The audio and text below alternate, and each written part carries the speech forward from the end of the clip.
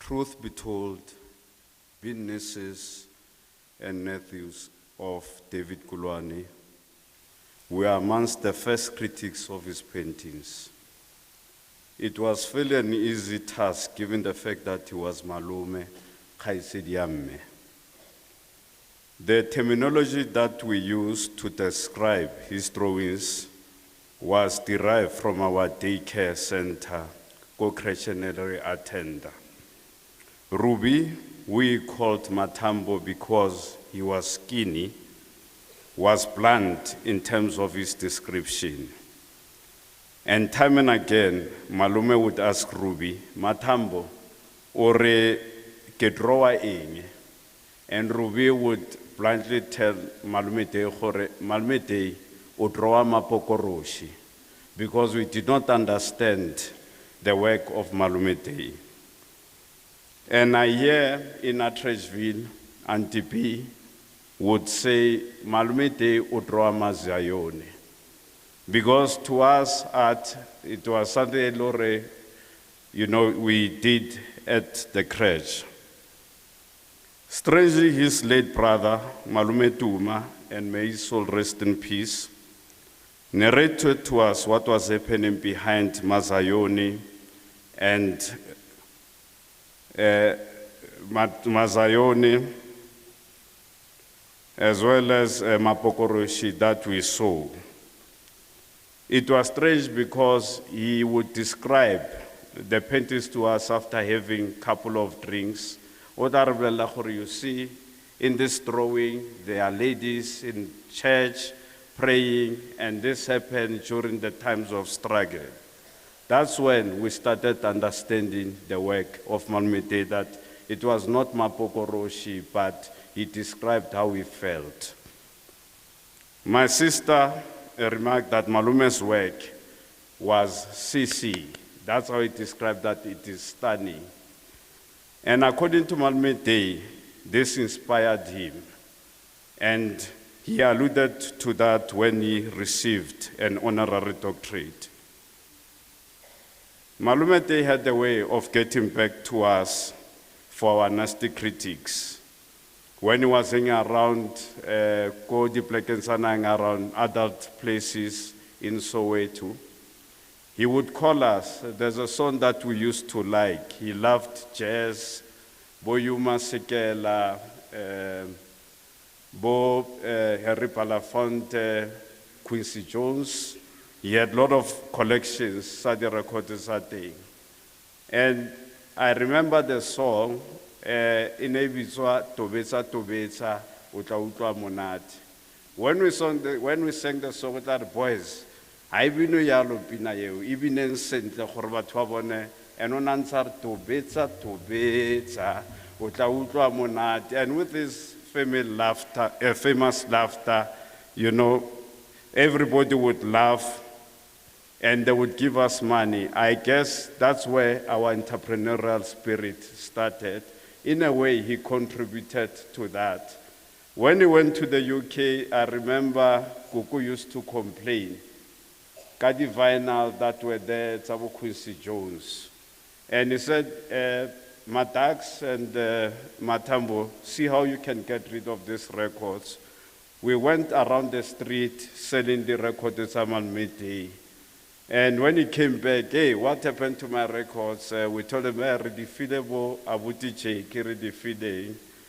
but coming back from the UK, we discovered that Malume Day had changed. He was more focused, quieter, and and his work continuously improved.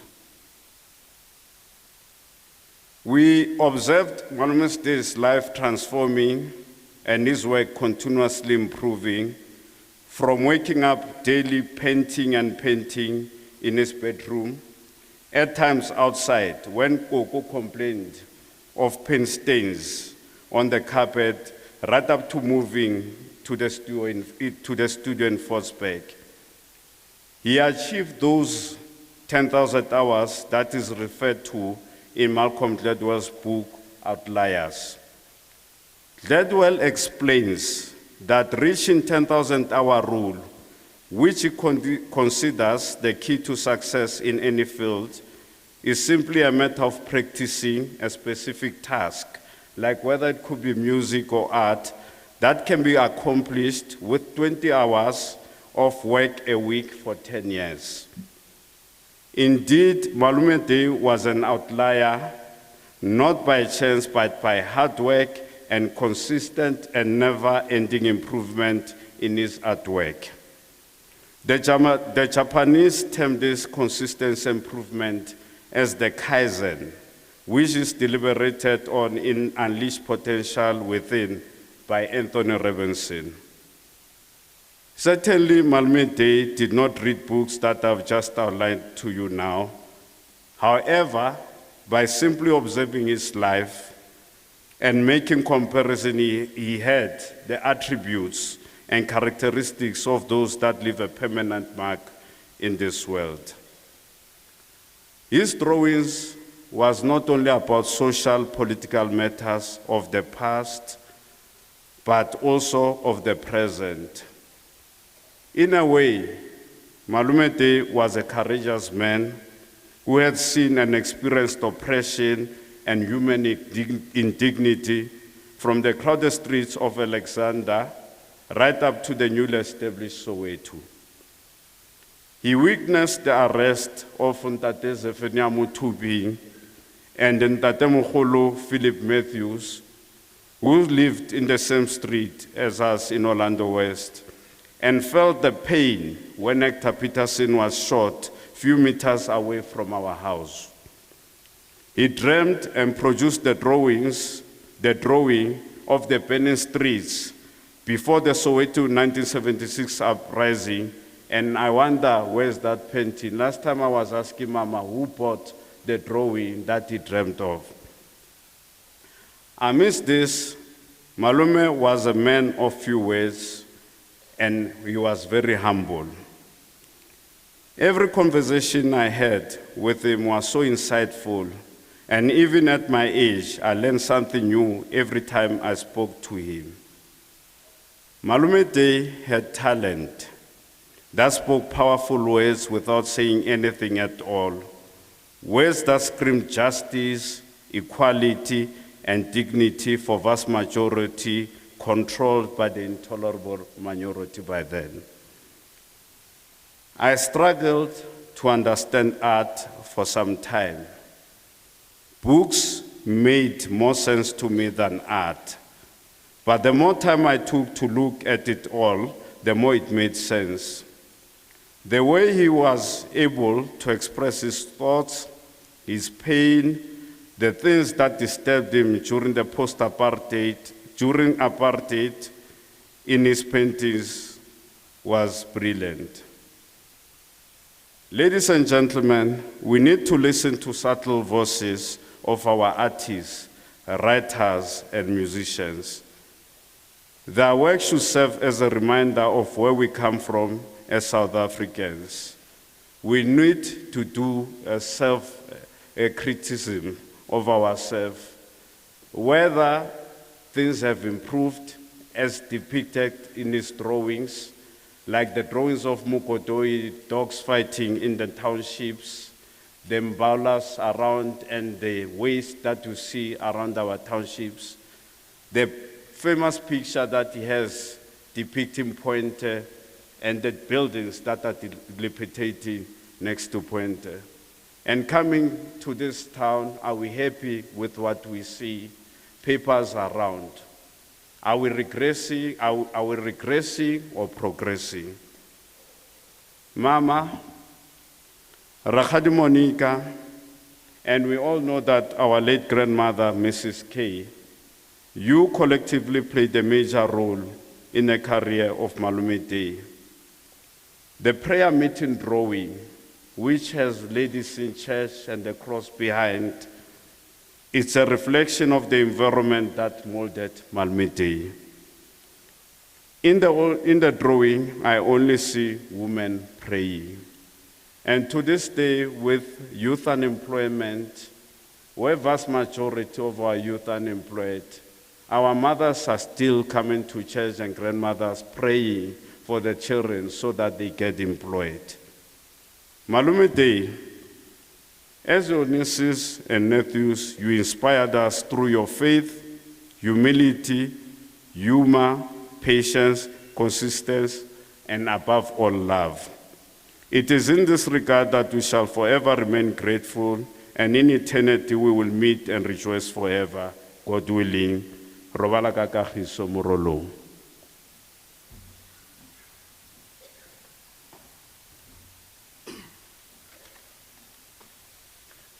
Thank you, Taki. I'd have to apologize for breaking protocol. And the reason that had happened is because I did not want to encroach on the bishop's time at the end of the program. Now, at this point, I'd like to call upon the bishop to formally open, and then so that I can greet everybody and make salute to people who are here. The bishop.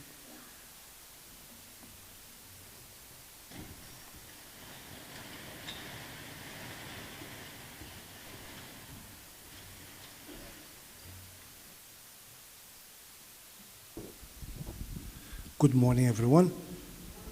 Please close your eyes. My Father, in the name of your Son Jesus, we enter your presence in this moment, and I ask on behalf of each and every one of those who are here with us or watching from anywhere in South Africa and abroad, people who, like Mama Monica, who lost her husband. And there are wives out there, widow of alive husbands. He is never at home. He doesn't respect his wife. He doesn't take care of his children because addiction has taken his life over. It doesn't mean he's a bad person or she is a bad mother or he is a bad father. It just means that something went wrong. Some people find a way to fix it. Some people don't. I therefore ask you, Father, in the name of Jesus Christ, your Son, give strength to Mama Monica, to her family. Give strength to those who are also, like her today, going to a funeral somewhere here in South Africa. And when people do not understand the meaning of death, the importance of salvation, things get really complicated. But I believe you're going to bring comfort, you are going to bring strength. And I pray that today, in this humble ceremony, someone will be touched. Because when people are touched, especially touched by God, they can regain strength, hope, the willingness to pursue one's dream can be revived. So I bless this ceremony, and I bless each and every one of those watching us this morning. Give them strength to overcome. I pray in the name of the Father, the Son, and the Holy Spirit, and the whole church with me say, Amen. Thank you very much. You may be seated.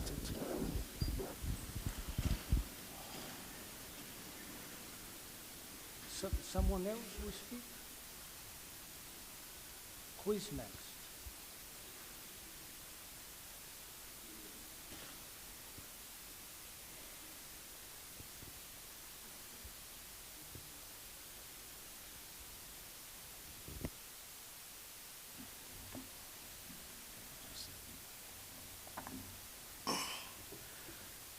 Thank you very much, Bishop.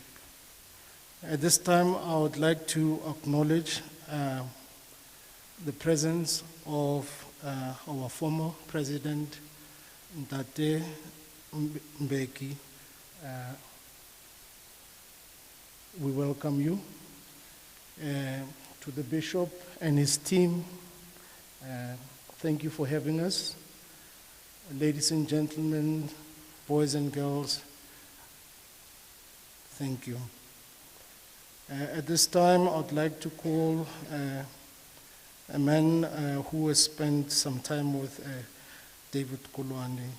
And at some point, I think it was earlier this year, they were swapping beds in Mel Park Hospital. One would go in, and then the following week, the other one would go, one for visiting, and then one as an admitted patient. So I'd like to call upon Mr. Mussolini Mametse to come and say a few words on behalf of the Koloane family.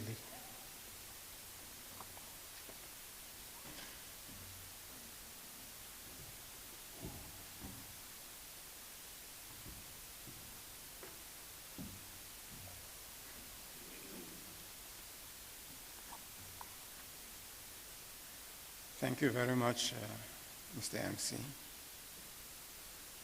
And I also thank this congregation and the mourners. David Koloane was born in Alexandra, and this was the place where I also come from. He attended school at St. Michael's Anglican School, and at a later stage moved, when the family moved to Orlando West, he then also attended school higher at St. Peter's Secondary School, where most of his colleagues he met, and as well as Jonas Gwangwa, Hugh Masekela, and most other musicians. They all grew together there. I also had the opportunity of meeting some of the today's greatest writers and singers at the school, which was abruptly brought to an end with the rest of the other schools, which were run by people from the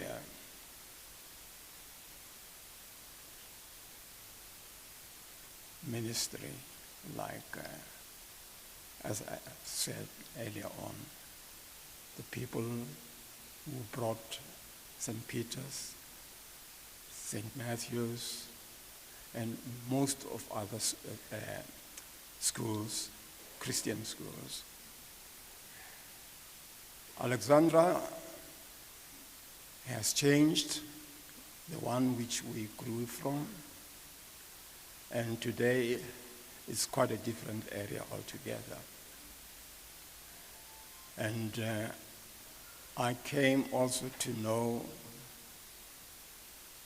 David quite closely. We parted at St. Peter's, and the next when I met him, it was at his room when I was delayed for an hour or so, getting through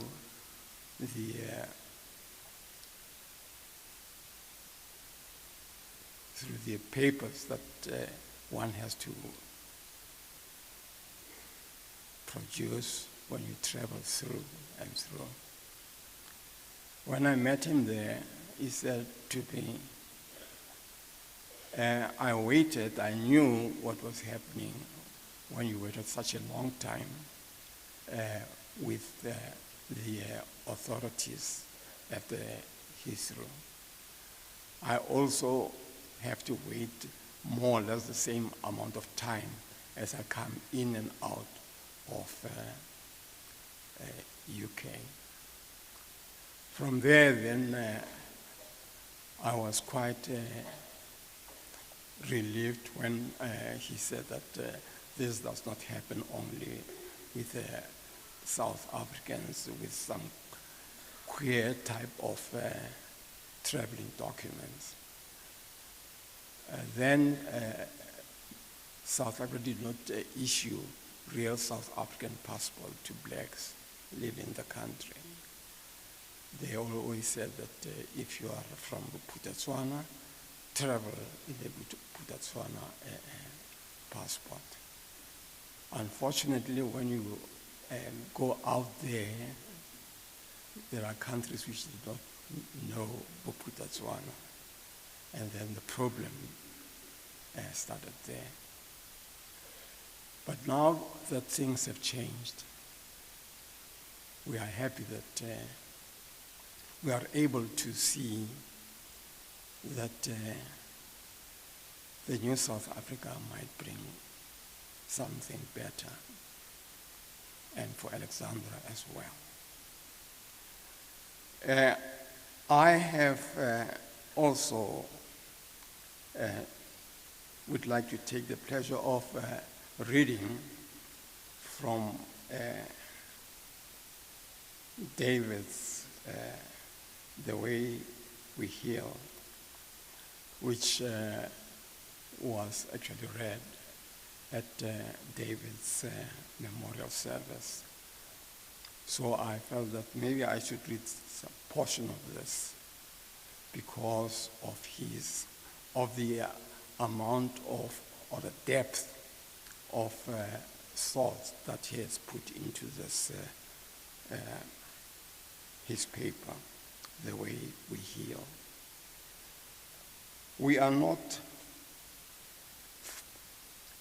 We dare not forget, though, that when the body finally perishes, the bacteria emerges to do away with what of the body remains, signaling the cycle of life.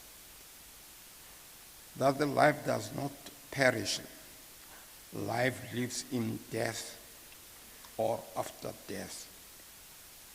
Life lives in ever so many forms. Some forms we know, some we do not.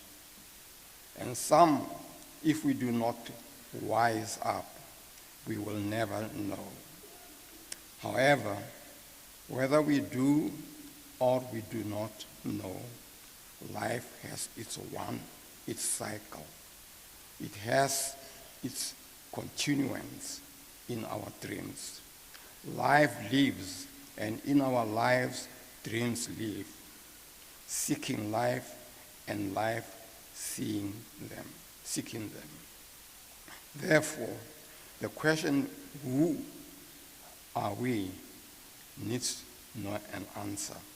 The answer is in our thought, which is the power of creation by the human race. It is thought which thinks us to the universe. What tempers our thoughts is our actions. And that tells us that David was quite well versed in life itself.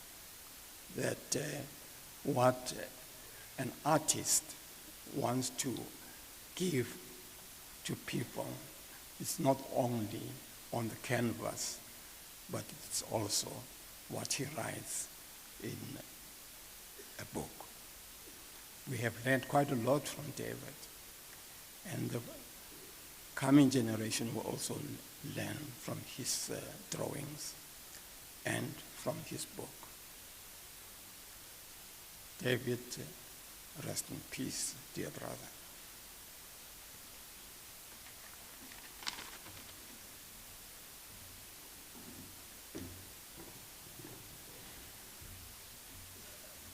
Thank you, Mr. Mamete.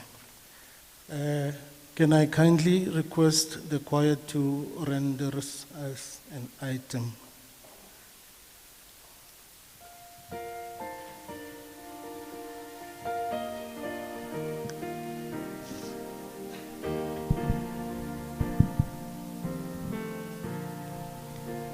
Sikuyo indlela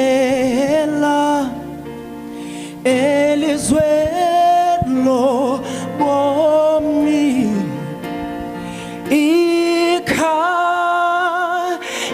labantu bahleli ngenyweba esikuyo yona indlela ewe izwelo lobomi ikhaya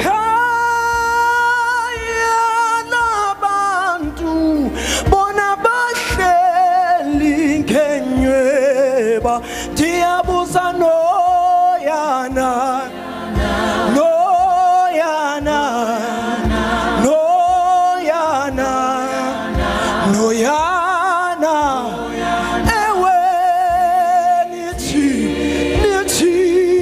ni noyana noyana noyana ndiyabuza noyana noyana noyana noyana noyana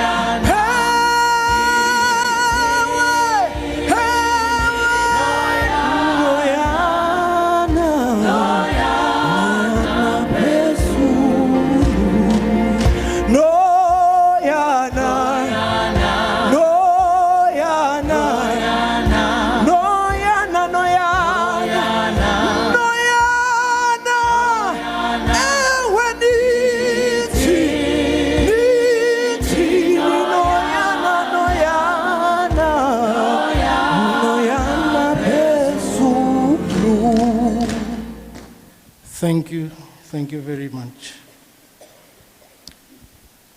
And this comes from Joy Gregory. Dear Back Factory artists, my deepest and most heartfelt condolences to his family, friends, and everyone at the Back Factory. I cannot imagine your pain.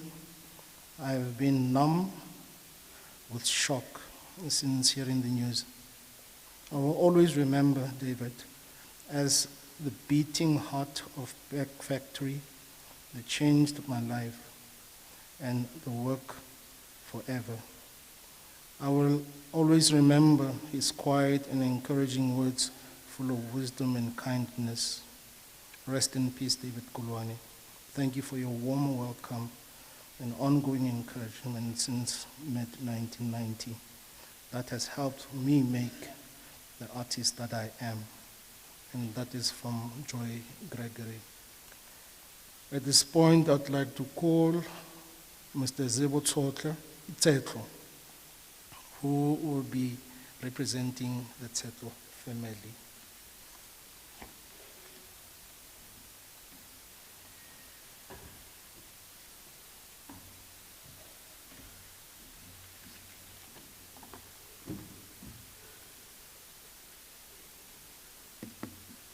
Program Director,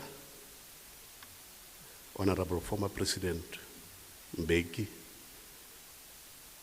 Bishop of the Universal Church, distinguished and honored guests, ladies and gentlemen, and the congregation at large, ke a le dumedisa. I stand here as a representative of the Tsetlo family. And as I speak, I hope you'll all understand that as speaking on behalf of the family, therefore, certain words that I'm going to use or references must be properly interpreted and understood that ke bua mo boemong ba borangwane boramogolo borakgadi ba ileng gore they could not be here today, and therefore le ska la makala la tlogela re he bana Mosipano ke nkare o tla roga bagolo kapa o tla tlwaela bagolo. Yeah, so ke tsere mo ditlhakong tse di tlwaelanyana mo go nna bagaetsho. I wish to appeal to my entire family and the Koloane family to make an effort at honoring Day by emulating or even surpassing one of his characters and attributes of humility, kindness, generosity, and integrity. I think much has been said about him already by the previous speakers, and I wouldn't want to waste much time to continue to reiterate what has already been said, except to strongly emphasize that indeed we have not only lost a humble and honorable man, but a great man. And on behalf of the Central family, I also wish to thank the late Rebecca and Andrew Koloane for giving the world such a remarkably wonderful man.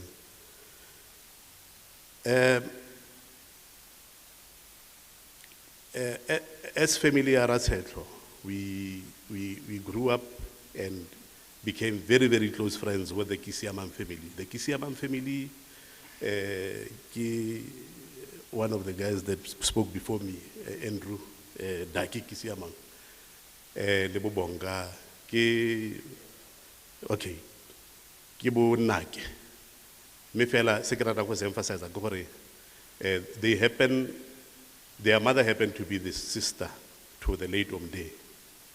And Omde happens to be the husband to Rakhadi Monica. Now, some people might be surprised as to what is going on. I mean, are these people that close family or what is happening? If I got it right, it would appear that Rakhadi Monica somehow had a hand in the relationship of late O.P. Kisiamang, the dad to Andrew, Le Usamanda, if I have it correct. Am I correct? So, Usamanda later on felt that somehow Chanta returned a favor and introduced them there to Rakhadi. But that is just on a lighter note. I can proudly pronounce on behalf of my family as the in-laws that there has never been an occasion through our lives where there's been any complaints forwarded to our elders about the treatment that was meted out to our Rakhadi by Omde. Omde has always been, the Omde that people have described, a very humble, soft-spoken,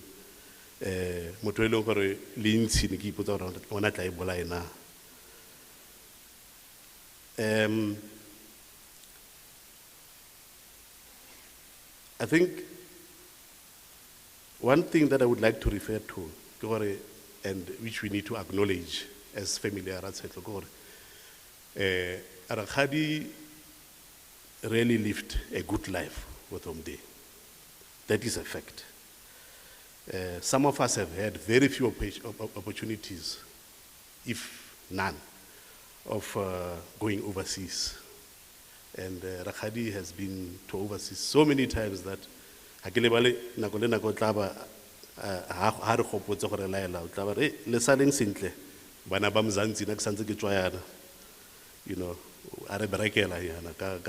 but clearly she lived a good life with Omde, and we really appreciate that. Koloane family, ra leboga thata gore le bolo re file ngwana lona.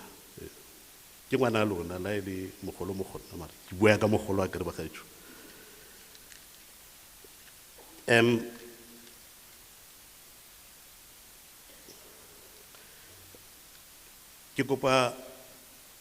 This appeal I want to also make to my family, that Omde is no more. Rakhadi is now alone, and she's also aging. And you will also remember that her only son, Lesego, passed away a couple of years ago. in a car accident. May his soul rest in peace as well. And I'm sure that if you are still alive, he would make sure that the departure of Omde from this world would not leave Rakgadi in any manner frustrated whatsoever or loneliness. Now, my appeal to my family is that please provide as much needed support to Rakgadi as possible. When you pass by Olomo Gauteng, Nanga, make sure that you make a turn by Rakgadi's house, and to all of my family members seated here. Do not rely on the Koloane family.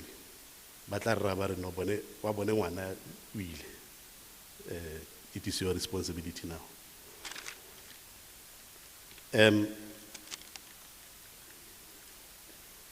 I wish to also refer to an instance a number of years back where I came to Omde's house, and for the first time when he showed me some of his paintings, I said to him, most of you who've seen his paintings will tell you, we'll agree that some of us cannot really properly interpret what is actually depicted there. They are not your ordinary kind of paintings. So now that the paintings, and you try to make it accurate. Now, I said to him, no man, Omde, but Momo Sekarok na unudra maraharahanyana. Painting I can also do this myself. Now come for brush I can do that and tell people who's gonna buy these things. And then he said, he laughed out very loud and said, no, don't worry. One day, you will swallow those words because I know what I've been doing. And then he tried to explain to me, in this painting, you can see that there are people behind, and there's a train passing by, and there's what, and I couldn't see those things. But yeah, no, those were the kind of paintings they used to make. But I want to also use this opportunity to apologize on behalf of our only surviving Rangwane Kilibile Khosi Tsetlo, who couldn't make it to this meeting due to ill health. Our mother, Mpedi Tsetlo, could also not make it, but yeah, now she's in good health. It's just that age has caught up with her. By the way, today is her birthday, ne? Yeah, today, Osim Mpedi Tsetlo, 91 years.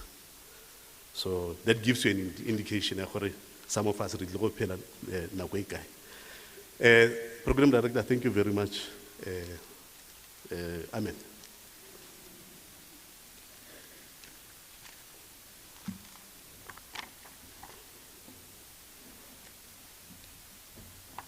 Thank you, Tsetlo. Mandi Sambekwa writes, I will miss this, but I send my deepest condolences to Tata Koloane's family and to the Back Factory family. It's been a hard year with Benin. Earlier this year, you are in my thoughts. Before Dr. Wali Sirote comes through, can we kindly have another musical item? Please feel free to sing along, stand up and dance if you can. We're celebrating Dr. Koloane's life.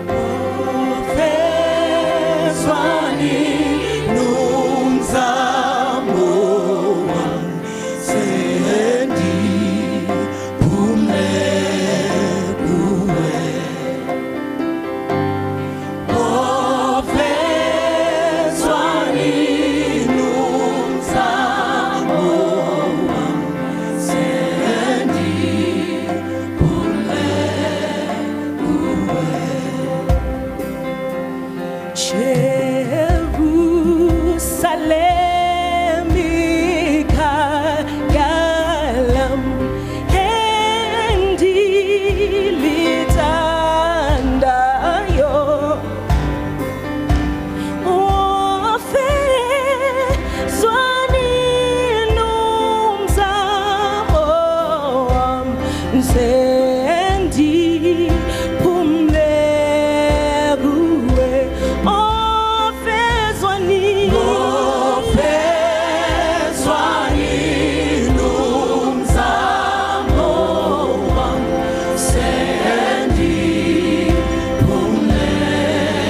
ofezwani numzamo wami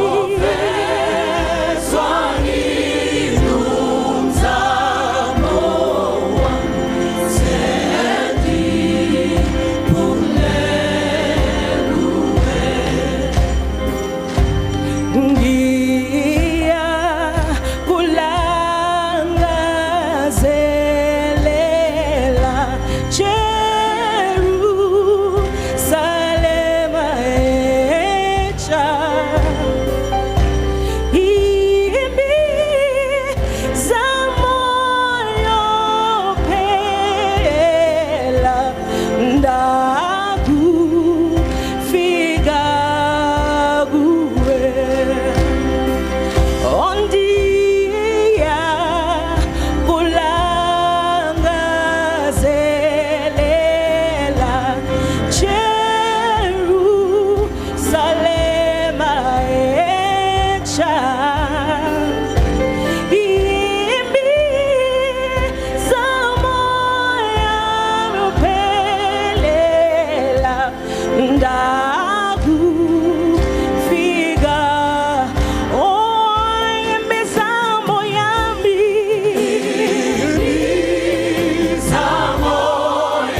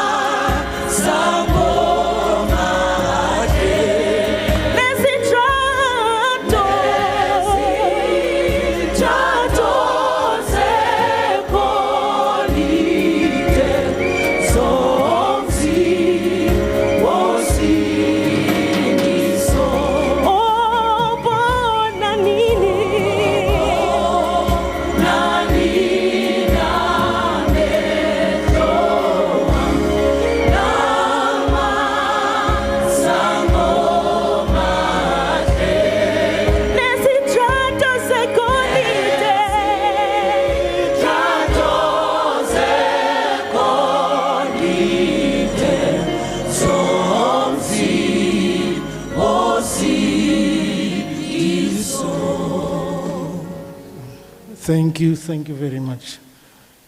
At this time, we are ready for words from Dr. Wali Serote.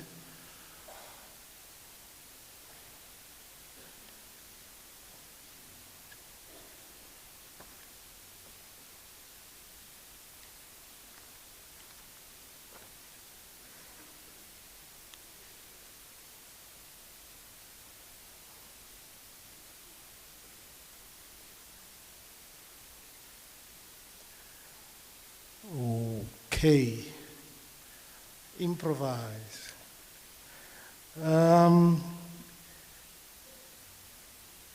Professor Johan Thon.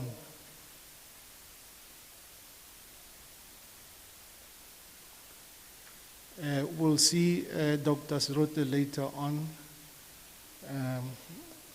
We are now receiving words from Professor Johan Thon.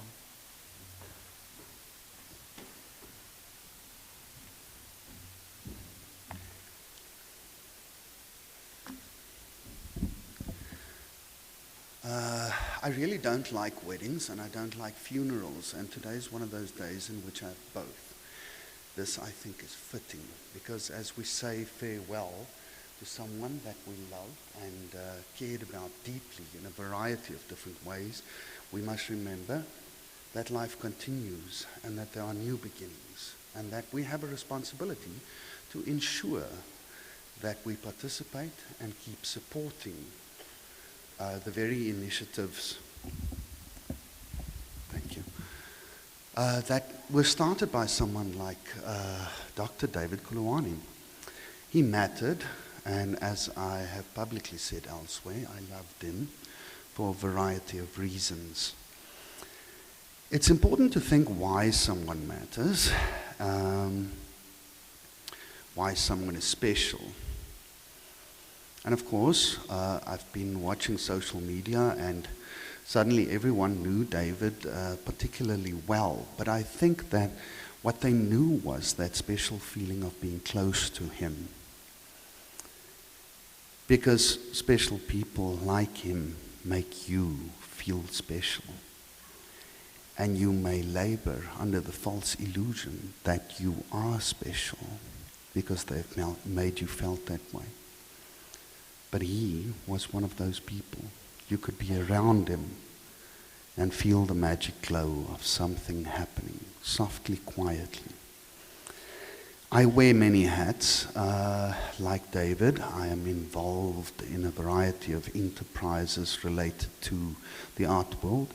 From my side, officially, I teach at the University of Pretoria, and that is part of the path that started many years ago, and also with support from David. I was an artist at the Bag Factory for a number of years. I learned about his work, or I studied his work when I was still a young student. And then later on, when I finished with my studies, I realized that one should really go to the Bag Factory, because this is where he is. This is where you could find a community of artists all making work. And I thought long and hard about it, because here's the strange thing. As a Afrikaans white boy from Boksburg, growing up in the middle of the 1980s, the world that David had imagined was still but a dream. And I wondered a lot about the way in which it is that we travel through the world, and how people like him make it possible for us to travel through the cracks. The system seems so solid, but if you understand how you can move around it, even through it. And I think he understood that. So I want to say two things. The first is a metaphor for what I think David did. Now, growing up again, during the heyday of apartheid, it was a common experience to be sat in an audience like this and be spoken to by some figure of authority. Now, I remember sitting in school, and then we would always softly murmur in the back, talking to one another. And at some point, the headmaster or whoever else would get furious, and they would quiet you down. And of course, it would take another 2 minutes, and you'd start speaking again. And then at that point, invariably, they would call upon you and tell you, whatever you have to say, if it's so important, come up here and tell the whole school. This was incredibly embarrassing when they actually did that to you. But I think David was just the opposite of that. We all knew him, and we understood that he was soft-spoken. And he kept speaking. And it didn't matter who was standing in front, what authoritative voice rained down, he was quietly murmuring there in the back. And when finally, maybe that voice got angry and said, "You, Mr. Koloane, come up here and tell us what is so important," he quietly got up and left the building.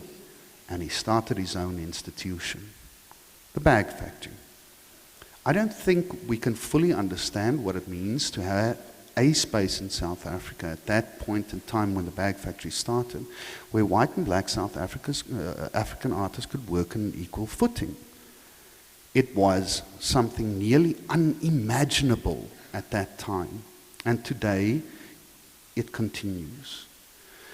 In fact, as I've said before, when I went to the Bag Factory, and you knew that there was this person called David Koloane somewhere in one of those studios, along with all the other great artists, You may well expect that this person would be the kind of mentor that you could go and sit down with, and they would give you clear advice.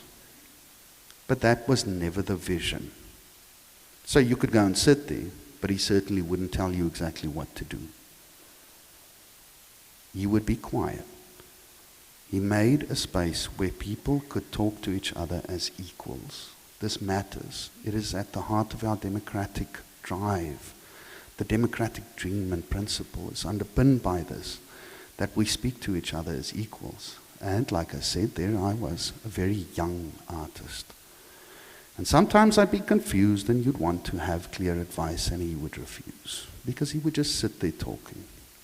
Perhaps a little bit like a psychoanalysis or session of psychoanalysis. You spoke and he spoke back quietly, and eventually you might think that he gave you advice. But I realized after a couple of tries that this was not how it worked.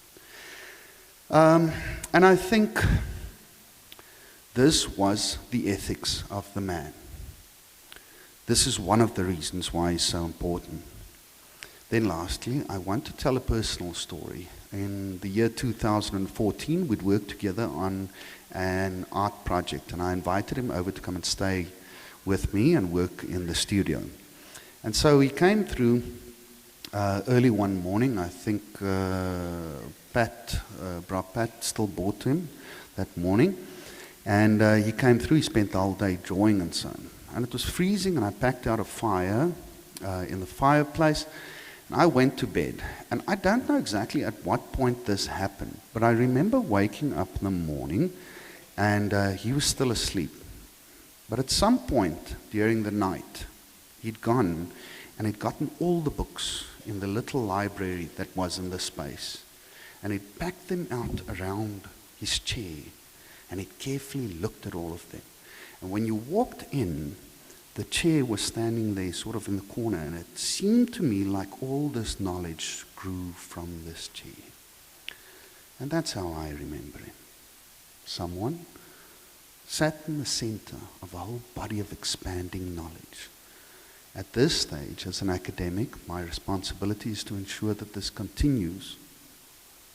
And as a friend, we have lost someone important. Thank you.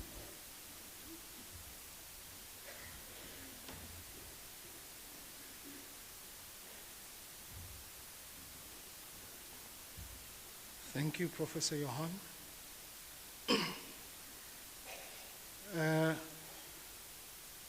I don't know if there's any indication that Dr. Sirot is with us.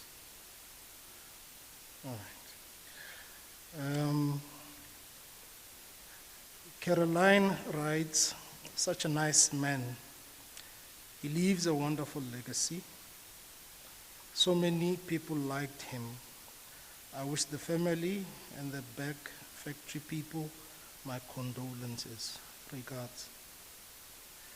At this point, can the following people be ready to come through after we have a musical item? Ntabiseng, Talita, Kifilwe, Lebo, and Pulani to come and read the wreaths, the messages. One song, please, and then if those can come through and read for us the messages.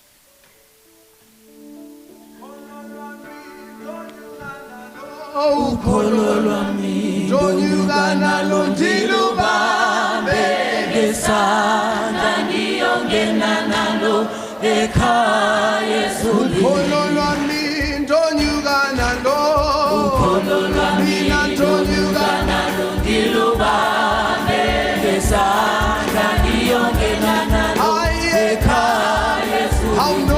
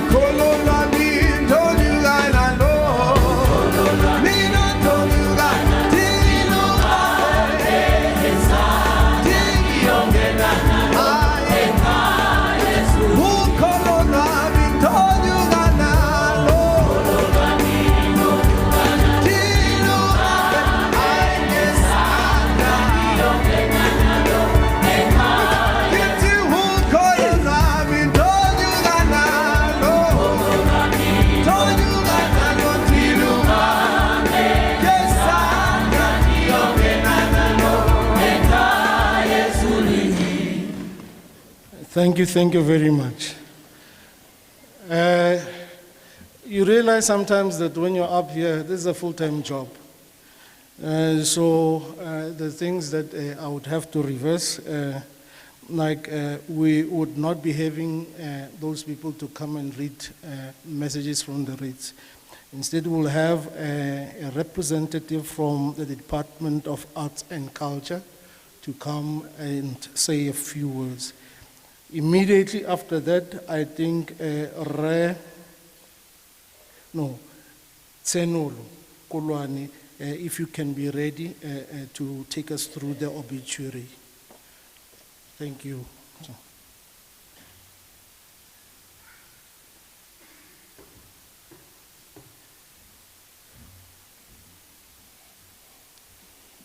Program Director, good morning, ladies and gentlemen, honorable guests from President Thabo Mbeki,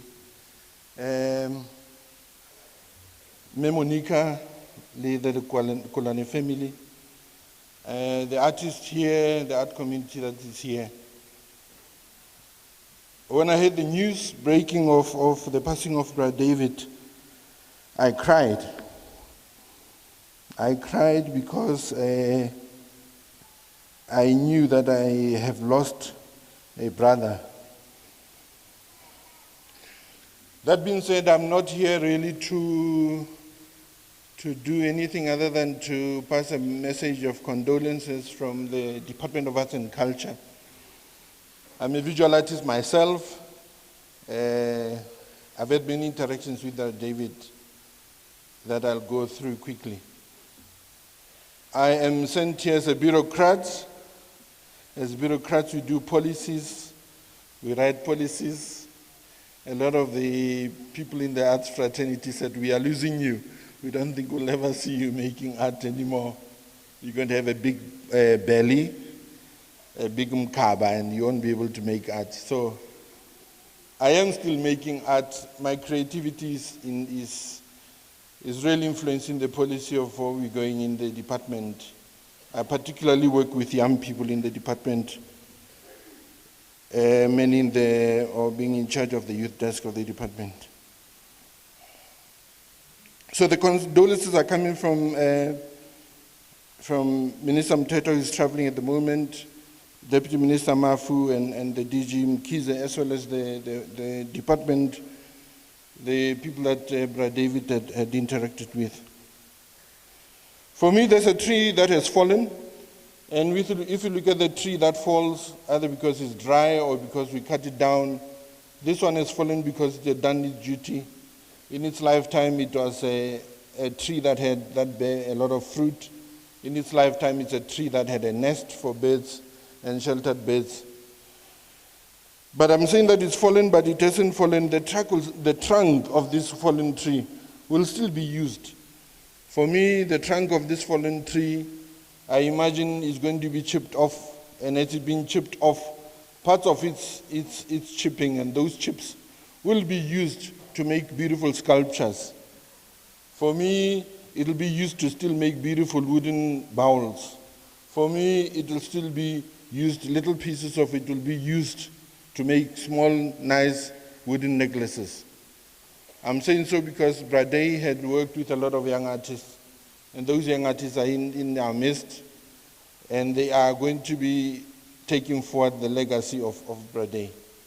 Where we sit in the department, we do have funding for arts and culture projects.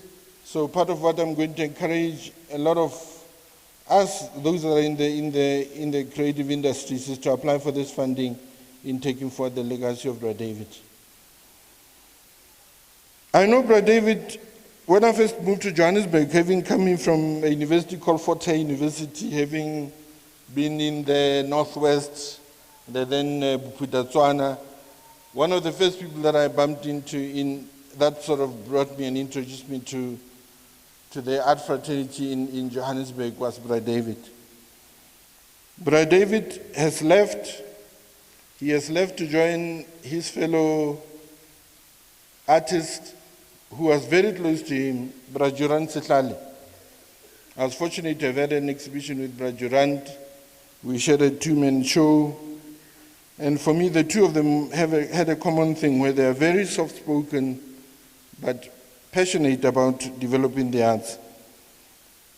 So when I arrived, I met Brapet, K. Hassan, Sem Tlengetwa, Mama Helen Sibidi, Mahabu Sibidi. I then was working as a young graduate, and rather than choosing to be, I felt that I needed to contribute by not going to corporate world and working in a big advertising agency, but rather work at Funda Center in Soweto. We were part of what is called African Institute of Art. And as the African Institute of Art, we were getting overseas funding. There was Bontate Skayam Pahlele, Bo Matsibela Manaka. So I was quite blessed to have been in this particular group of people that are so passionate and activists. So my activism started there. We started there was something called Kulaudeba, which still continues. It's one of still the best books that you can get for teaching children art. We went on, and also we became, Brade and I worked together on a printmaking project, which was an international project. Even through that time, me working at the Back Factory as an artist, which Johan Thomas just talked about.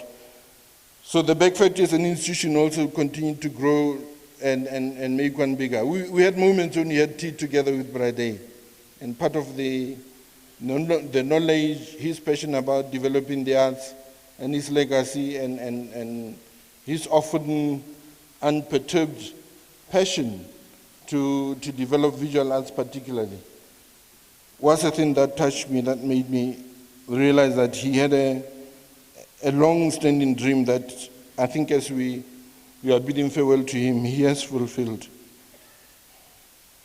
I wrote about David in a book called 1000 Visual Artists. I chose him particularly because I wanted to continue to take forward his legacy and talk about the work that he has done.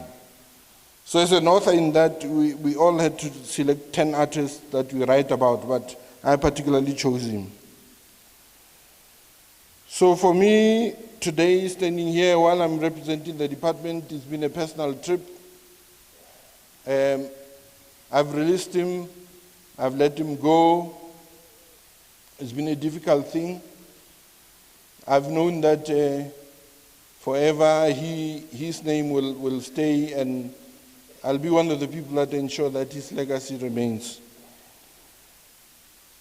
Monica, you haven't lost alone. It's our loss, but let's let him go. Let's let him know that we still will honor him. I think the fallacy will be not honoring him. So with those words, I say thank you for the opportunity of having enjoyed his life. Thank you to the family for having had him touch not only my life and lives of young people. Up to David Nthubu Koloane. Robala ka khotso, my gentle giant. Thank you.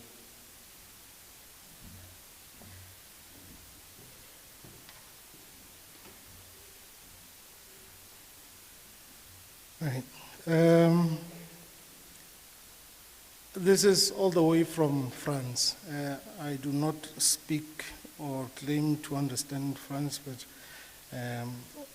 this is so sad. David was a fantastic artist. I think at this time, the author realized that he was writing to an English audience, so he toned down and said, and a very good man. I remember him in his studio at the back. It was so interesting to talk and meet him. Sincere condolences to his family. I think it's Francois. I will not even attempt to pronounce the surname. And then Linda Maju says, thanks for the notice, guys. But thankfully, he was honored while he was still with us. Thanks to your sterling work. Keep up the meaningful work that you do. That was from Nge Mbulelo and Linda Mike, sent via iPhone. We've got one more before we go to the obituary, who will stand in for Dr. Wali Serote.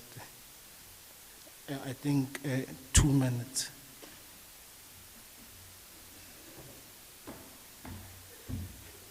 I'm Shane and I'm Shewta Nkwenu. How are you this morning? At the memorial, our pastor Abraham spoke about Abraham going to a destiny that he doesn't know. It reminds me of Brother David as one of the leading South African artists. He did the same thing. He went to destinations that he never knew all over the world, trying to expose the art in this country. The reason I'm standing here on behalf of Dr. Wali Serote, my name is Chabane Cyril Mangani, is because we have worked very close with Dr. Wali Serote, with David Koloane. We're both members of the Johannesburg Art Foundation, including Michael Gardner, the late Bill Ensley, and many other, the late Curtis Nkondo. During that time, it was very tough because by then we have just participated in an exhibition which was called Zabalaza, and also CASA, Culture in Another South Africa, and Zabalaza. Those were protest exhibition, the anti-culture exhibition in South Africa. One was held in Amsterdam, and then the other was held in London. So David Koloane played a very important role as one of the curators. And then also Stephen Zek was also one of the organizers of that exhibition. The reason also that I'm standing here is because I was also raised by David Koloane. I knew David Koloane as a young boy when I was persuading on my career. I met David Koloane, I think I was still at high school those years, and then they were exhibiting that at, was it called the Rainister Show? It used to be at Vez those years. I remember very well, I was still at high school, then I forced myself, getting into their car, to go to some of the exhibitions with his late colleagues. That I think is very important that we should mention the people that he worked with. Some of them are no longer in existence. People like Sidney Khumalo, that was very close to the late Louis Makubela, and some of his colleagues who are still alive. Cyril Khumalo, it's very important that Western Saudi, we also remember those people. Also people like Ben Makala. Yes, we came after the generation of those artists. We're the second generations after them, actually, including myself, Bosem Shengetwa, Bopet Mawutwa, the late Gordon Khabashani. So on behalf of my colleagues and also on behalf of Dr. Wali Serote, I would like to just read this short poem. It says, "My soul has a head. I counted my years and realized that I have less time to live by than I have lived so far. I feel like a child who won a pack of candles. At first, he ate them and with pleasure, but when he realized that there was little left, he began to taste them intensely. I have no time for endless meetings where the statutes, rules, procedures, and internal regulations are discussed. Knowing that nothing will be done, I no longer have the patience to stand upside people who despise the chronological age. I have not grown up. My time is too short. I wanted the essence. My spirit is in a hurry. I do not have much candy in the package anymore. I want to live next to humans, very realistic people who know how to laugh at the mistakes, who are not inflated by their own trumps, and who take responsibility for their action. In this way, human dignity is defended, and we will live in truth and honesty. It is the essential that make life useful. I want to surround myself with people who know how to touch the hearts of those who heart strokes life, who have learned to grow with sweet touches of the soul. Yes, I'm in a hurry. I'm in a hurry to live with the intensity that our maturity can give. I do not intend to waste any of the remaining deserts. I am sure they will be exquisite, much more than those eaten so far. My goal is to reach the end satisfied and peace with my loved ones and conscious. We have two lives, and the second begins when you realize you only have one. With this tribute, I'd like to say condolences to the Koloane family, Limama, and all our colleagues. Not forgetting the poem that Wali Serote. I'll just talk about a line about it when I was young, when he said, "When I look at Alexander, I look at the graves. When I look through Alexander, I see a grave." That was one of the poems of Dr. Wali Serote, and that's where David Koloane was born. With this few words, we trust that his soul will rest in peace. Thank you.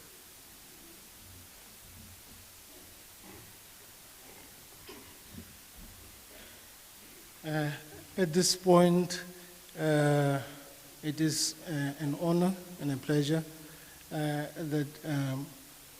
introduce our next speaker. Ndate Thabo Mbeki will come and say a few words.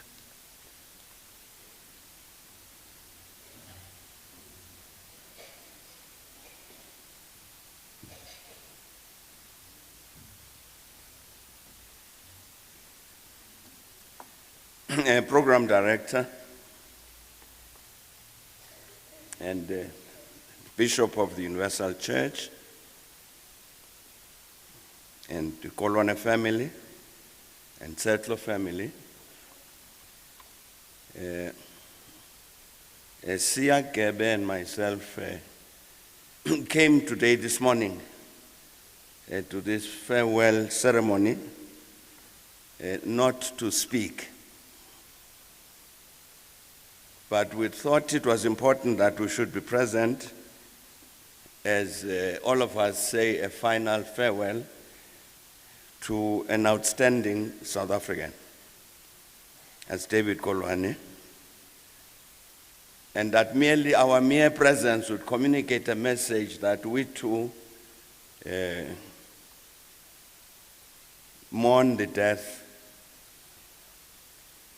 of not only an outstanding artist, but certainly from our point of view, a very loyal fighter for the liberation of our people. I think our last speaker made mention of this.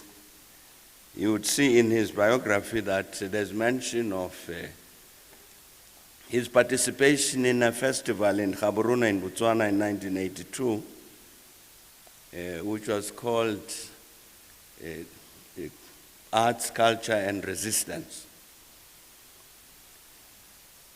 And if Wally Serute had been here, he would have spoken about that because they were together with David in that festival to make a very important statement that the artists were part of that struggle for the liberation of our people. And indeed, I'm sure as all of us have seen in David's paintings, it's always very close to the people, always trying to say to all of us who would see his paintings that in the end, what all of us need to do is everything to change the conditions of life of these people. And normally, this Zulu word, umgodoi, it's not a word that is used normally. But when he did that series of paintings, which entitled Umgodoi, he was making a statement that there would be people who would want to exploit the condition of our people and behave as Umgodoi behaves. That it would be very, very important that we should be vigilant so that we don't have Imigodoi taking charge of our lives. So we came really to say a farewell to a very quiet liberation fighter.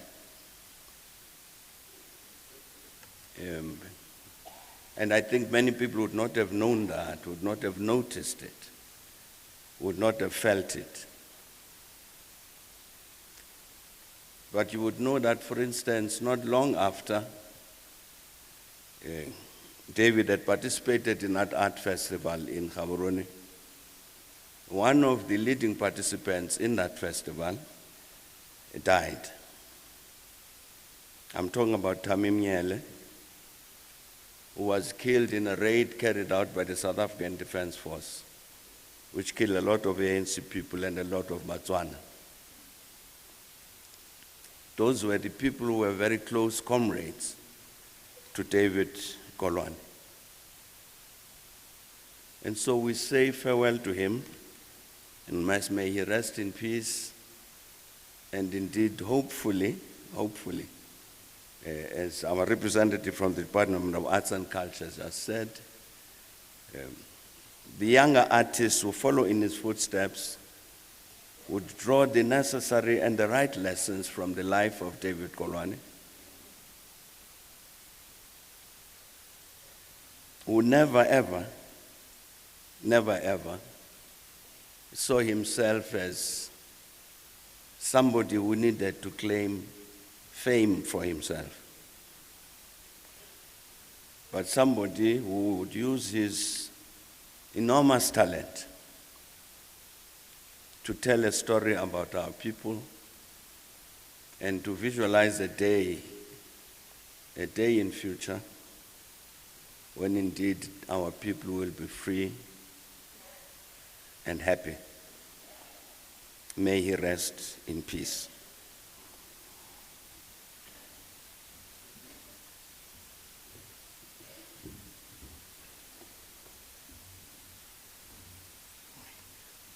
Thank you very much, Ntate Mbeki. At this point, I would like for two people to come through at the same time. That would be Tsenolo Koloane and Andrew Koloane, so that we make this as short as possible, not to encroach on the bishop's time. Tsenolo and Andrew.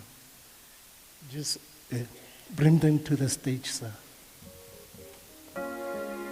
Monghadi Messiah Hotela Moya Ohalale Oh Monghadi Messiah Tela Moya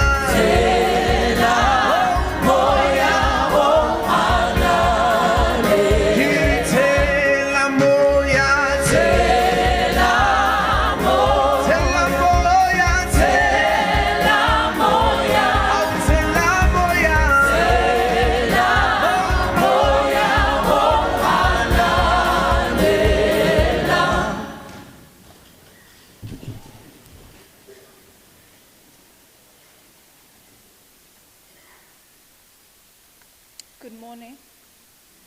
If we can have a hymn in the background as I read the obituary, please.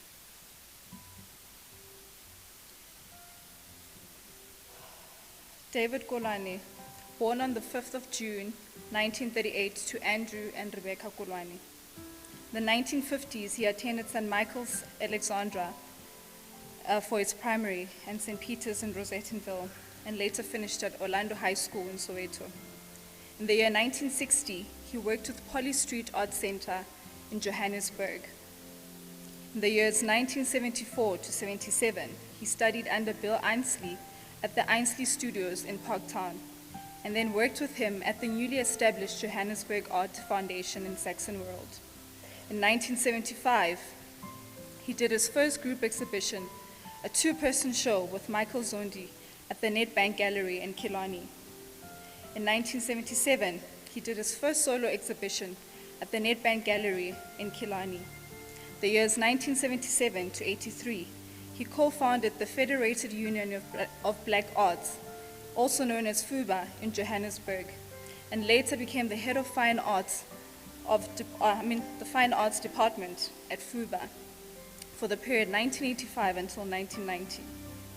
The years 1977 till 79, he co-founded the gallery, Johannesburg's first black-owned art gallery.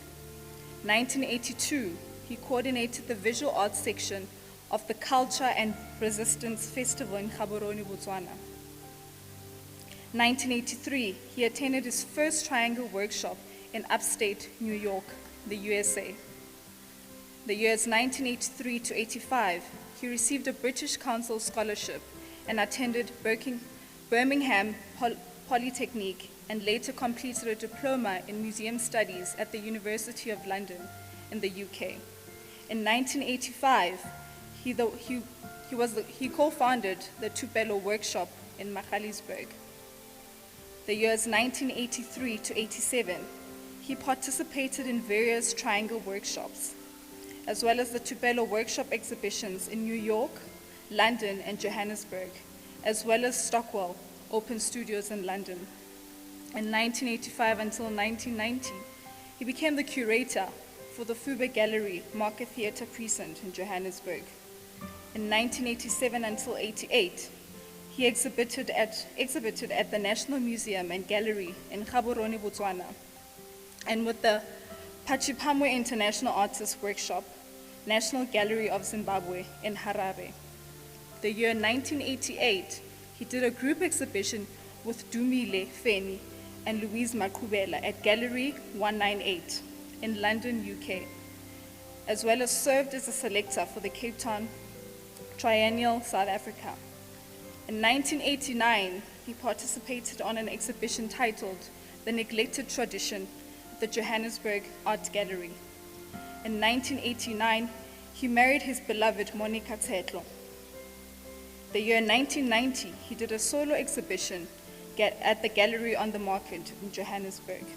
The very same year, he coordinated and participated on titled Art from South Africa at the Oxford Museum of Modern Art in the UK. In the year 1991, he co-founded Fotsburg's Artist Studio, now called the Factory Artist Studios in Johannesburg, where he later became a board member. The very same year, he was selected for South Africa's entry for the Venice Biennale. In the year 1993, he participated in the Tamimiele residency in Amsterdam and the Netherlands, and did a solo show titled Made in South Africa at the Goodman Gallery in Johannesburg. In 1994, he did a solo exhibition titled Made in South Africa 2 at the Goodman Gallery, Johannesburg. In 1995, he was a co-curator and essayist for catalogue 7 Stories About Modern Art in Africa at the Whitechapel Art Gallery in London, UK, for the Africa 95 Festival. In 1997, he became a board member of the National Arts Council of South Africa. In 1997, he did a collaborative exhibition with Kagiso Pat Mautla at the Goodman Gallery titled If You Scratch, and at the SA National Festival of the Arts. In 1998, he became a recipient of the Prince Claus Fund Award at the Netherlands. In 1999,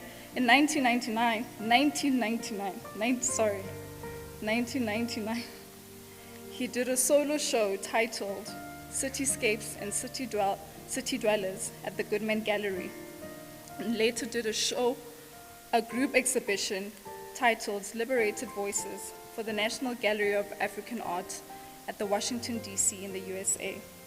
The year 2001, he became an external examiner for the University of Cape Town. The year 2002, he participated in an exhibition titled Ubuntu at the Malaysian Art Museum at Kuala Lumpur, Malaysia, and did a solo show at the Johannesburg Blues, as well as the Seipal Gallery in Cologne, Germany. The year 2003, he did a solo show titled Rituals at the Goodman Gallery in Johannesburg. The year 2006, exhibited on the subject Unhomely at the Seville Biennale Seville in Spain. In 2008, he did a print run exhibition with David Crute Publishing at the Cape Town and Revival, and did a solo show at the Goodman Gallery in Johannesburg. In the year 2010, he did a solo exhibition titled 2010 and Other Things at the Goodman Gallery in Cape Town. In the year 2012, he was awarded an honorary doctorate at the University of the Witwatersrand in Johannesburg. In 2013, he did an exhibition titled Imaginary Effect, Contemporary South African Art and the Archive at 55th Venice Biennale, Italy, in the South African Pavilion, and another one titled My Joburg at the La Maison Rogue in Paris, France. The year 2014, it was titled David Koloane Survey, which was at the Wits Arts Museum in Johannesburg, South Africa, as well as participated in another one titled Controversial Ways of Seeing at the Bag Factory Studios in Johannesburg. The year 2014 did an exhibition titled Pangaea, New Art from Africa and Latin America, from the months April to November at Saatchi Gallery in London in the UK. The year 2015, he was awarded an honorary doctorate at Rhodes University, Grahamstown. The year 2016, he did a solo exhibition titled In the City at the Goodman Gallery, Cape Town, did another one titled New Revolutions, the Goodman Gallery at 50 in Johannesburg, and In Context, Where We Are at the Goodman Gallery in Cape Town. In the year 2018, he received the Arts and Culture Trust of South African Lifetime Achievement Award in the month of June. The year 2019, there was an exhibition titled Exhibition of Career Survey Exhibition. A career survey exhibition opens at Iziko, South African National Gallery, titled A Resilient Visionary, Poetic Expressions of David Koloane. David is survived by his wife, Monica Koloane, sister, 2 nieces, and 3 nephews. May his soul rest in peace.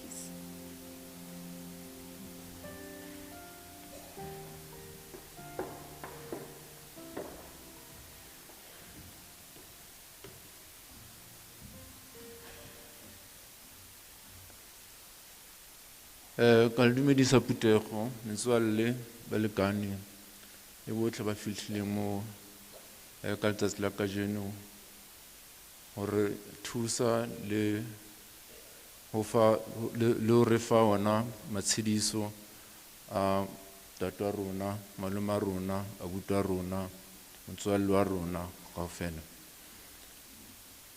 Prom Director a leboha mosebetsi o entseng. Very good work. Thank you very much for that. On behalf of Koloane family, we'd like to thank all the participants, everybody that has sacrificed the time and the effort to make it to this day. It was an early morning start today, and we thank you for having made that effort to come and fare our brother well. The Koloane family, with all the appendages that David has bonded together throughout, with the Kisiamang family, the Tseto family, Mekwe family, and all the Barolong families that were glued together by David Koloane. We thank you very much for having had this occasion from the beginning that we heard that our brother has left us, having to come and give us condolences, the messages that you have passed, the messages that you have conveyed to us through the media, through the social media, through all other means, your presence, your visiting the family, have given us really strength to be able to persevere and get us to where we are today. And as time and space always get shorter, we always wish that time can be extended so that we can be able to see and hear more messages of condolences. But as it is, the time is shortened, and today we are at the verge of having to finally say goodbye to our brother, our father, our uncle, our nephew, our colleague, and everything that he has contributed to our well-being. We also like to thank the Goodman Gallery, where he was a full participant in that gallery and all the works that he has shown. We want to thank the Bag Factory. Please, the students from the Bag Factory, we really truly believe and trust that he has planted this seed and he will nurture this seed and he will grow it and you will replicate it and multiply it throughout South Africa so that the artist field can be recognized and be respected. He has laid the foundation for you. Carry the baton and make sure that his legacy lives on. And we have also beseeching you, ladies and gentlemen, to leave his legacy through buying his portraits, those drawings that he has made. Let us look at those things. Let us hang them in our offices. Let us hang them in our bedrooms, in our lounges, in our kitchens, and see and interpret the messages that he was trying to portray to us. We thank everybody that has contributed to his efforts. We like to thank the church, the Universal Church, the pastor. We like to thank fellow colleagues, friends, nieces, and everybody that has made the time. As we're going to hand over the reins to the pastor, we'd like also to make this announcement that after the sermon, the family will be departing to the crematorium, and everybody then will be staying behind, and we will be directed to bus line precinct, where we would like you to share with us some refreshments. And therefore, the family, after the crematorium, we will go to the house and home of Mr. Koloane in Parktown. We thank you, everybody, and let us have a safe and wonderful day today, celebrating the life of our brother. Thank you very much.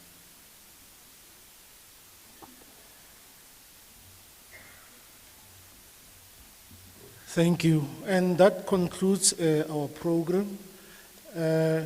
We apologize for having gone over time, but thank you very much. Thank you, sir.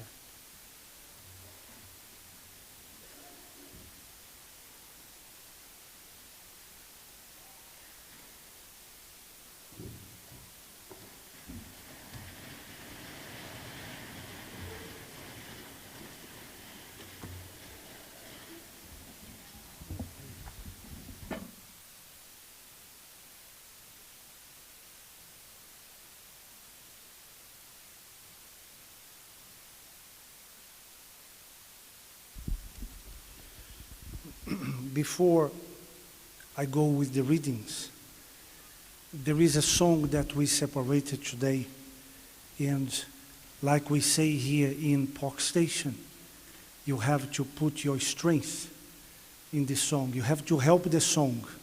If you don't help the song is going to be ugly. So, Bazalwane, kupulo moya. Somandla usiqina impilo yami usiqina impilo yami hayi ukhusela umoya wami ukhusela umoya wami awena usiqina impilo yami usiqina impilo yami hayi wena ukhusela umoya wami ukhusela hayi umoya wami yithi mina ngohamba ngizohamba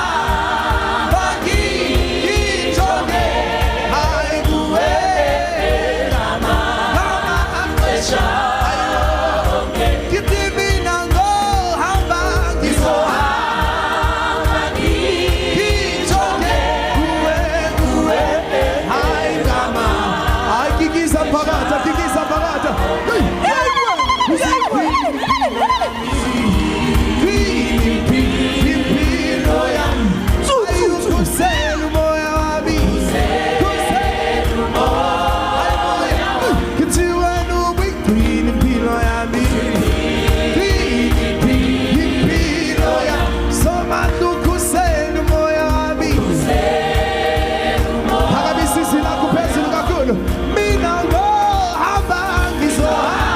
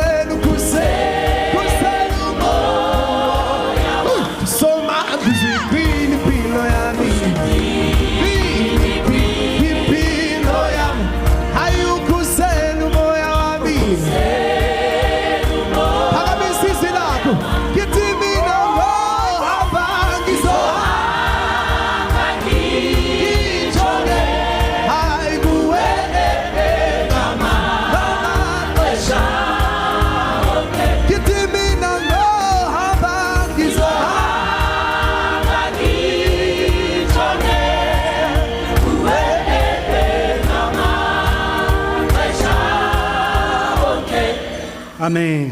Siyabonga. Hlalani phansi, bazalwane. Greetings once again to Mr. President Thabo Mbeki. It is an honor to have you here with us. The family of the late Mr. David Koloane, distinguished guests, and the congregation at large and everyone watching us from anywhere in South Africa and abroad. Mama Monica,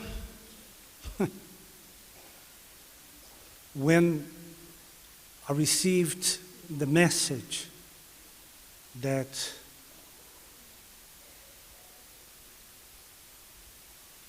David Koloane had passed on, my reply was, one more in the kingdom of heaven. In the Universal Church, we learn to see death in a different perspective as long as we learn how to listen and obey the word of God. Just behind me, there is a big banner with this one scripture in Genesis chapter 12, verse 1, when God came to Abraham and said, "Get out of your country to a land that I will show you." That meant uncertainty. Where he was going to, he didn't know. Today, it's kind of easier to believe in God because we have lots of material, lots of resources. We have the Bible, we have pastors to teach, we have a lot of Bible studies. Back then, Abraham didn't have any of those. He just heard a voice. He heard a voice. And to hear the voice of inspiration like David Koloane, it's so powerful. Because when he was born back in 1938, our fellow South Africans were not allowed to dream. They were not allowed to hope for anything. You know what I'm talking about. But he did dream, he did hope for a better South Africa, and our late President Nelson Mandela and everybody else. So the message that I want to share with you today is, do not stop dreaming. It doesn't matter how old you are. It doesn't matter how many times you got a knock. It doesn't matter how many times you have fallen. I used to say, if you have fallen 1 million times, God is going to lift you up 1,000,001 times.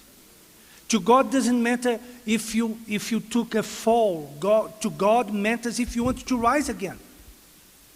And here at my right side,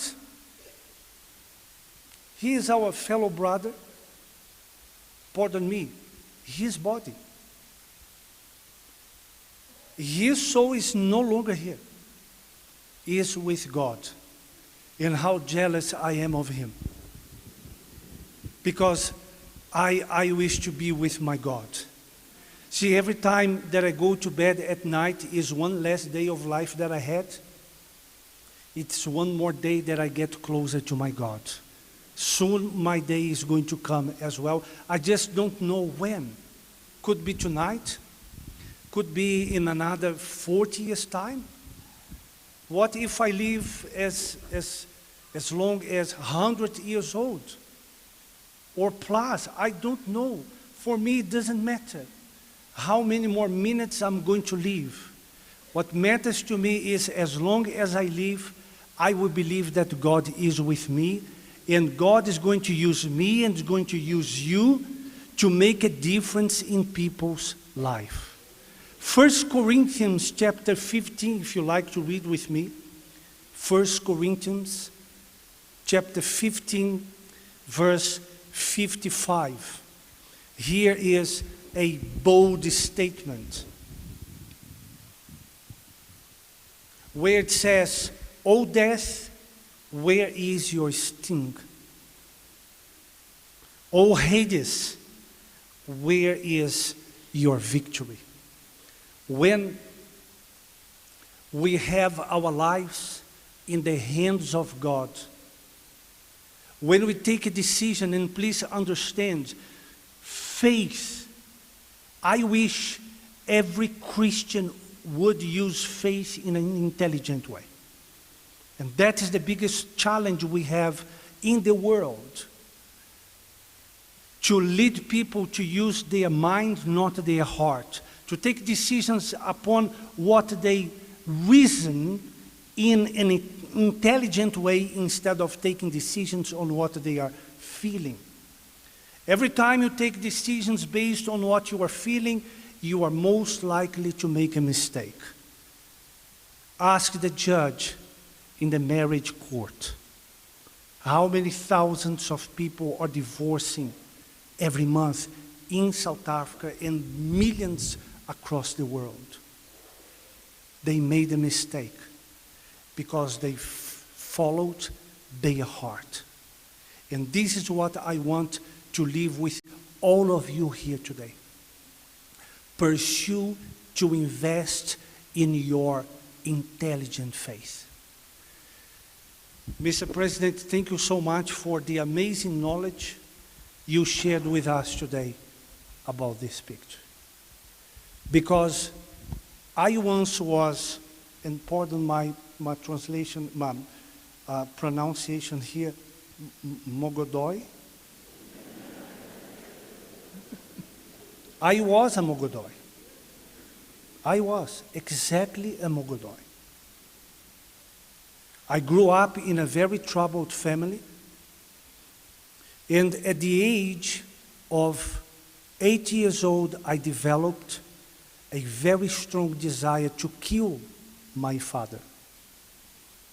Was abusing my mother, was abusing her big time.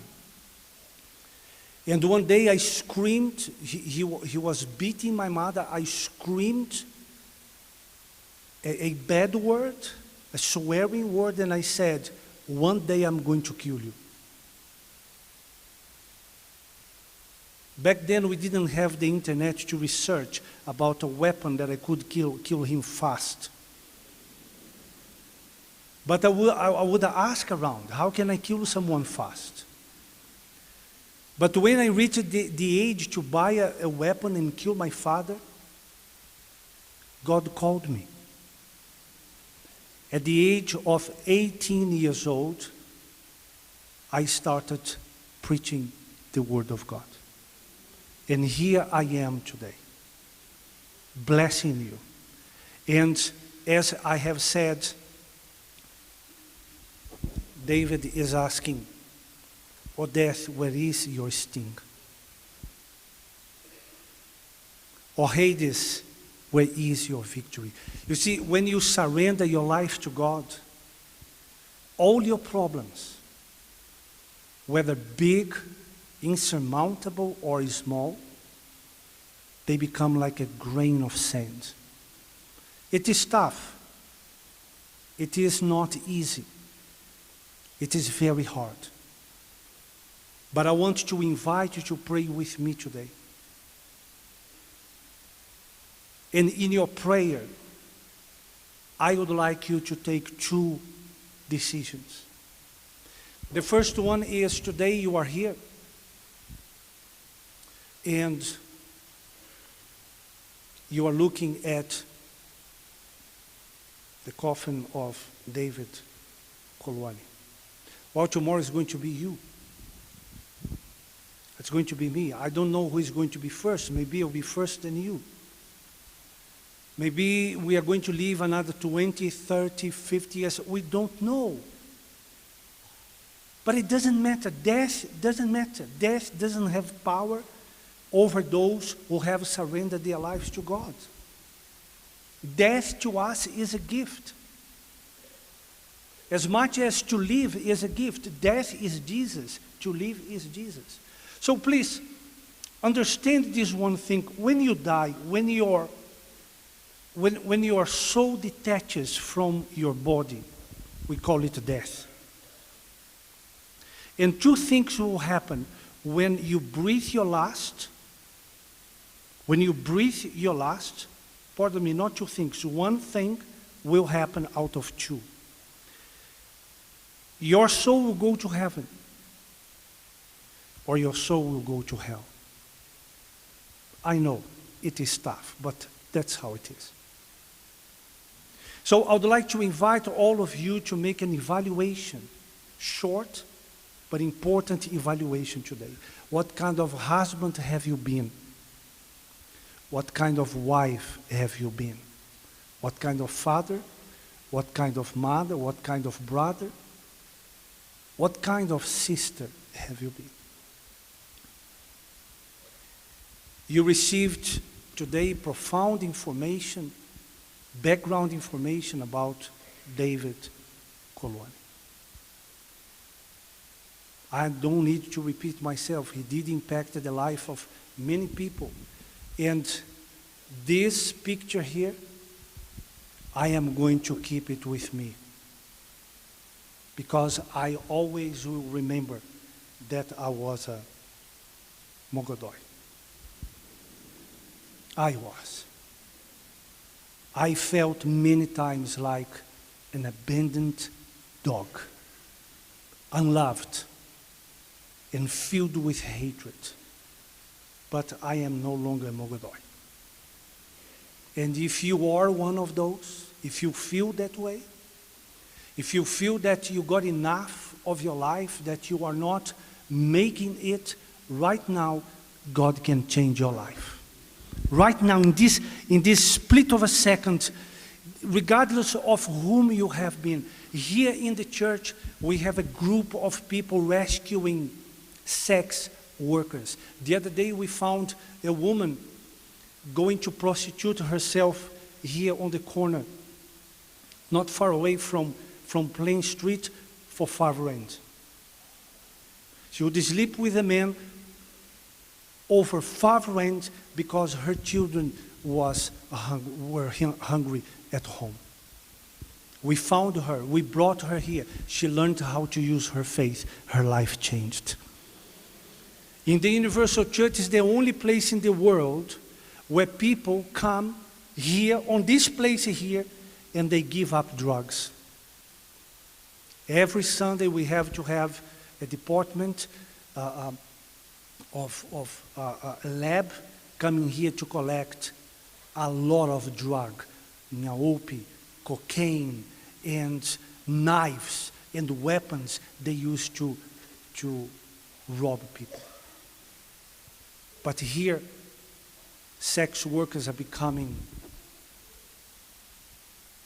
different people. Mothers, good daughters, good sisters. There is hope for you. Regardless of your religious background, if you have faith or not, do this when we pray. God, do you really exist? Because if you exist, come here and help me, because I can't live like this anymore. And God will answer you right now. He is here in this moment. He wants to change your life.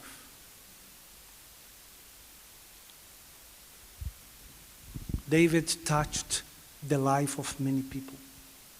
Well, his work touched me just now.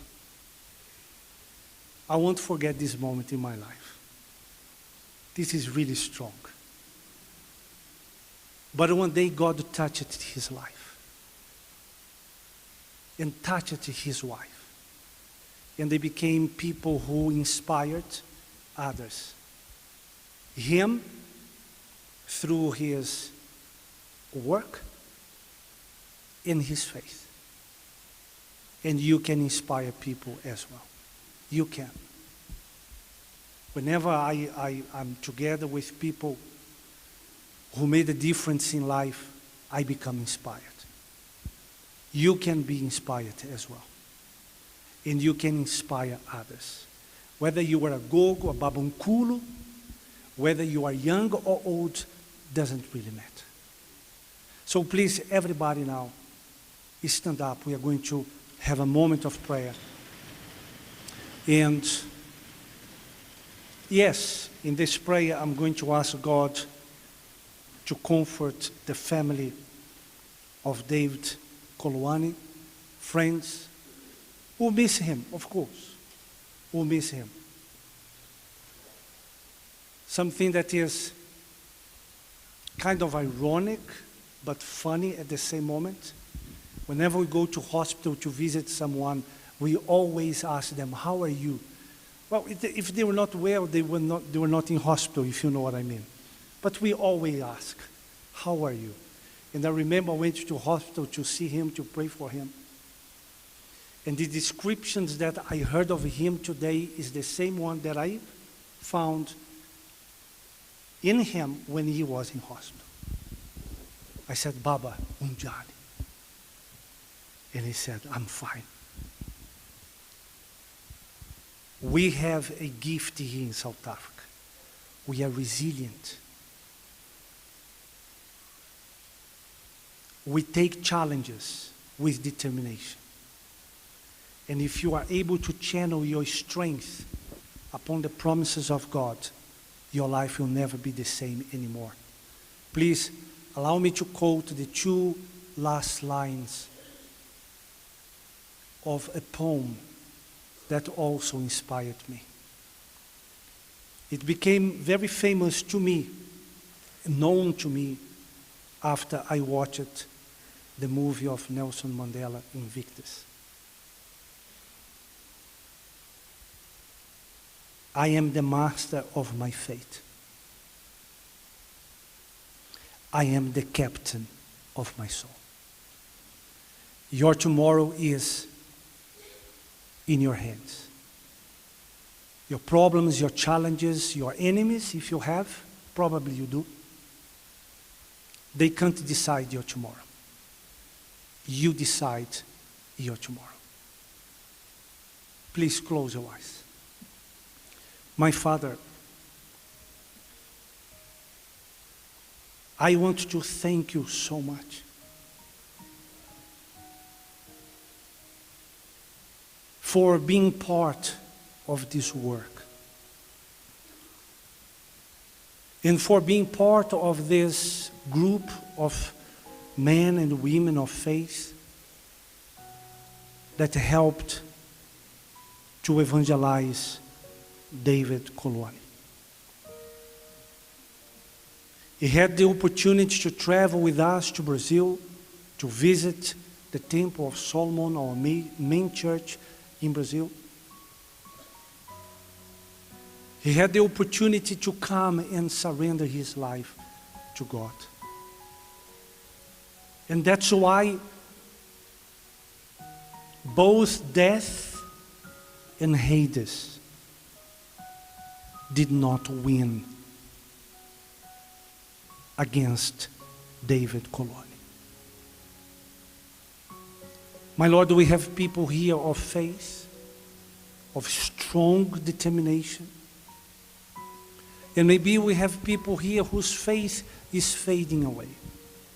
People watching us from their home. Like Mama Monica, I repeat, lost her husband. They also lost their husband. What do we say to a wife who buries her husband? I don't know. What someone would tell me that would bring me comfort if I was here today burying my wife, or her bury me. There are no words that can strengthen someone. But God, you can. You can give strength to us. You can give strength to Mama Monica, to her family, to his family. You can. You can help us go through this tough reality called death. But, oh death, where is your sting? Oh Hades, where is your victory? For our lives are in the hands of God. And to that, we thank you so much. Thank you, my Lord, for your presence here in this place. Bless the members of the Universal Church, the Mamas Group, who give such an amazing support in all the funerals that we conduct in the Universal Church. I pray, my Lord, for the family of the late Mr. David Koloane, and I pray for Mama Monica. Help her, my Father. Bless Mr. President Thabo Mbeki. Help him. Strengthen him. Be with him. Be with those who are here with us today, feeling like a Mogodoi. I felt like this before, like a dog